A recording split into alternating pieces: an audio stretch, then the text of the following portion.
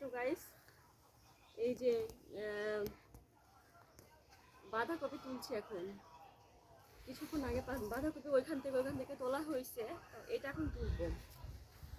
মানে বেশি বড় হয়নি অবশ্য, এটা মানে পরে লাগানো হয়েছে, তাই না আঙ্কেল? মানে লাগানো দেরি করে হয়েছে, ওই জন্য মানে বেশি বড় হয় নাই। এখন কিন্তু অ্যাভেলেবল সব হয়েছে, সব জায়গাতে বিশাল বড় বড় বাঁধাকপি হয়েছে, কিন্তু এখানে খুব ছোট দেখছি। এই যে খুব সুন্দর ক্ষেত, এরকম ভীষণ সুন্দর লাগছে। মানে বাড়ির পাশেই সব গাছ লাগানো, বাড়ির উঠানে এগুলো লাগানো। তো আপনারা যারা যারা বাড়ির সামনে একটু হলেও জায়গা আছে, নষ্ট করবেন না। এভাবে বাড়ির উঠানে দেখেন পেঁয়াজ লাগানো আছে, বাঁধাকপি, ফুলকপি সব ধরনের লাগানো আছে গাইস। বেগুন, ওই যে বেগুনের গাছ দেখাও, বেগুনের গাছ।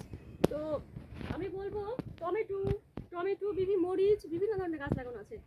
আপনারা মানে বাড়ির উঠান নষ্ট করবেন না, এভাবে করে গাছে দিয়ে পরিপূর্ণ করে দিবেন গাইস। দেখছেন কত সুন্দর মনে হচ্ছে ফ্লাওয়ার, দেখাও কাছে আসো।